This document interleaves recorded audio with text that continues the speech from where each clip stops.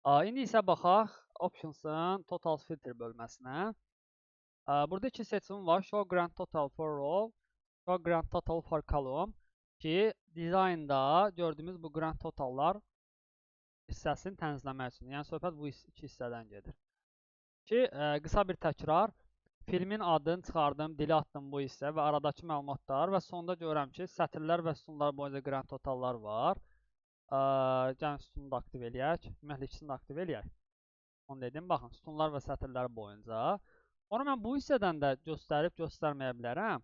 Sağ düymə Pivot Table Options'ın Grand Total Filter bölməsində bu hissədəndir. Misal üçün deyirəm ki, sətirlər üçün olanı göstərmə. Okey, baxın, sətirlər üçün olan silindi və yaxud da sütunlar üçün olanı göstərmə.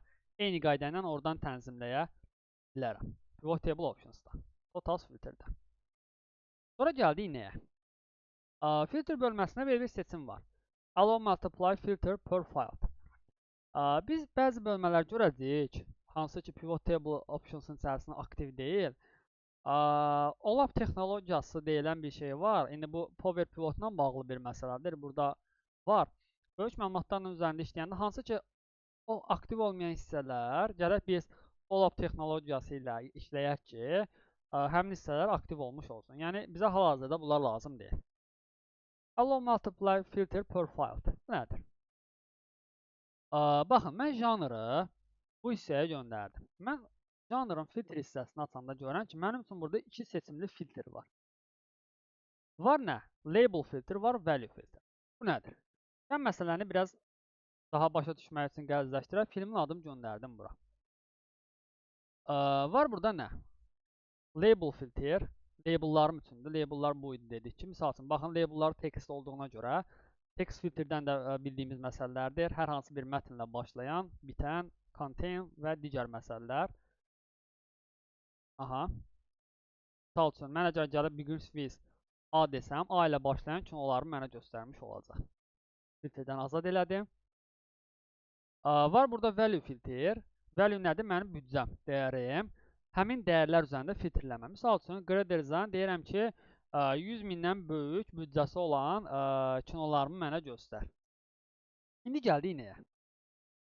Mən belə bir şey eləmək istəyirəm. Deyirəm ki,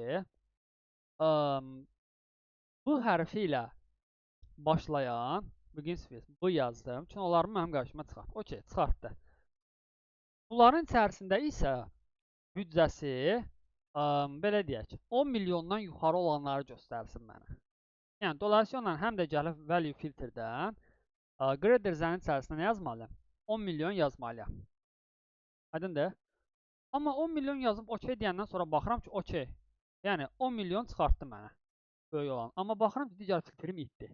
Baxın, mən faktiki birinci filtrim nə idi? B hərfi ilə başlayan. Amma burada nəinki bu, bütün 10 milyondan yuxarı olan kinoları mənim qarşıma çıxartdı. Deməli, mən belə qənaətə gəlirəm ki, mən filtri yalnız bir məsələyə görə verə bilərəm. Onu tənzimləmək üçün nə edəcəm? Filtr, azad eləyək gəlin filtrdən. Sağ düymə. Pivot Table Options'ın içərisində Total Filter də Multiply Filter per File üçün icazə verməliyəm. Və OK deyəndən sonra artıq istədiyim əməliyyatı icra eləyə bilərəm. Tətbiq eləyək baxaq. Label filter dedik ki, nədir? Bu hərfi ilə başlayan kinoları mənə göstərsin. Value'lərin içərisində isə dedik ki, büdcəsi 10 milyondan yuxarı olan 10 milyondan yuxarı olan kinolarımı mənim qarşıma çıxarsın. Baxın, 10 milyondan yuxarı olanlar və bu hərflə başlayanlar ki, bayaqkindən fərqli olaraq artıq mən multiply selection edə bilirəm. Yəni, çox seçimli seçim edə bilirəm. Aydındır? Hansı ki, bayaq bunu edə bilmirdim. Sonra var burada Pivot Table Options'ın içərisində Total Filterdəyik. Use Custom List when sorting. Sort nə idi? Sıralama əməliyyatında custom sortlardan, custom listlərdən istifadə elə. Custom list nə idi? Bunu əvvəlki dərslərimizdə izləyə bilərsiniz. Fərdi siyahıların yaradılması. Misal üçün, gəlin belə bir şey eləyək. Həmin bu datadan, gəlin bunu geri qaytaraq. Bura bir rəqəm yazaq ki, sonraki etaplarda maneə yaratmasın. Tutaq ki, mənə lazımdır janr. Janrları kopya etdim. Yeni bir səhifədə paste və mənə lazımdır ki, bunu unikallaşdırım dəyərləri. Unikallaşdırmaq üçün bir neçə yol keçmişdik. Biri datada remove duplicate idi, biri advanced filterdə idi, unique record only. Seçdim, remove duplicate, OK deyirəm və 18 mənə dəyər saxladı. Mən standartda, baxın, əgər gəlib janrları bu hissəyə açsam və diqqətlə baxsam görərəm ki, standartda filtrləmə sort, yəni sıralama hansı şəkildədir? A-dan Z-yə. Yəni mən bunu gəlib sağ düymə Z-dən A-ya da edə bilərəm, A-dan Z-yə də edə bilərəm. Amma mənə lazımdır ki, custom listə əsasən filtrləyim. Yəni misal üçün elə bu şəkildə. Əvvəlcə bunu mən list şəkildə yaratmalıyam. Gəlin qısa xatırlatma edək. Custom listi yaratmaq file, options, advanced seçimlərinin içərisindən edit custom list deyirdik və məlumatımızı ötürürdük bu hissəyə. OK, import, sonra OK deyirdik. OK. İndi nə lazımdır? Həmin o custom list formasında sıralamaq üçün mən options'ın içərisində belə bir seçimim var. Baxın, bunu aktiv eləməliyəm. Use custom list when sorting. Aydındır? Yəni standartda baxın.